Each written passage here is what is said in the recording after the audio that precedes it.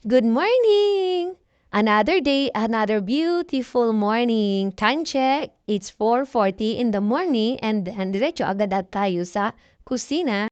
So today po pakita ko po sa inyo mga mamsi kung paano po ako magluto ng scrambled egg. Scrambled egg po kasi ang request ng ating estudyante.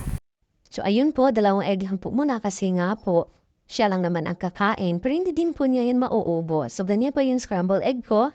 Naglalagay po tayo ng konting iodized salt and then syempre may stock tayo ng malunggay sa ref.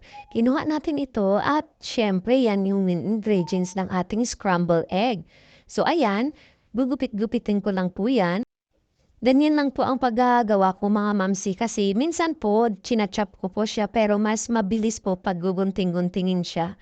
So ganyan po ang aking paglagay ng malunggay sa scrambled egg kasi nga po yung aking mga anak hindi po mahilig kumain ng malunggay or ng ibang gulay. So yan ang teknik ko para makain nila.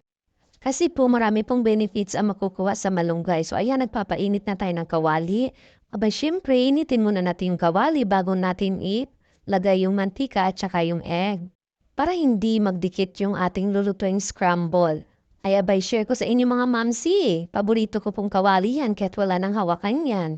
O ayan, pasensyahan nyo ng aking kawali. So, ayan, ganyan lang po ang aking scrambled egg mga mamsi. Minsan po, nilalagyan ko pa po ng ibang gulay yan. Pero sa ngayon, malunggay lang po muna ang ating nilagay. Share ko lang sa inyo mga kamamsi, alam niyo ba kung gaano kadaming nutrients ang makukuha natin sa malunggay? Kaya go tayo for malunggay always. Kaya halos po lahat ng aking niluluto or na aking putahe ay may malunggay po talaga. Hindi po ako nawawala ng malunggay sa aming ref.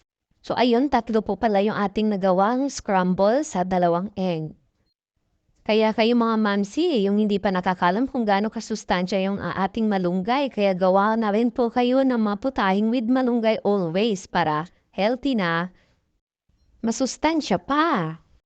So ayan lang po yung tip ko sa inyo for this morning mga kamansi. So after po natin ng scrambled egg, nagluto po tayo ng kaunting fried rice. At syempre olive oil po ang ating gagamitin para healthy po para sa ating mga anak. So nag-plating na po tayo mga mamsi, yan lang po talagang pagkain or almusal ng ating estudyante tapos parisan pa rin po natin yan ng chocolate drinks. Nahuli nga lang po kasi nga po hindi pa ako nagpapakulo. Kakakakulo pa lang abang kumakain na siya. Pakita ko po sa inyo, yan po nagpapakulo ako ng tubig and then ang mug po ay nilagyan ko na ng malunggay. So yan, healthy po din yan mga mamsi. So pag green na po yung malunggay na yan, titingnan natin, ayan, na-green na, di ba? So tatanggalin na natin yan kasi nga po ayaw ng mga anak natin na may gulay o may malunggay. Yan, yung minix na po natin yung chocolate drinks ng ating anak, sinabay ko na rin po yung aking barley na inumin.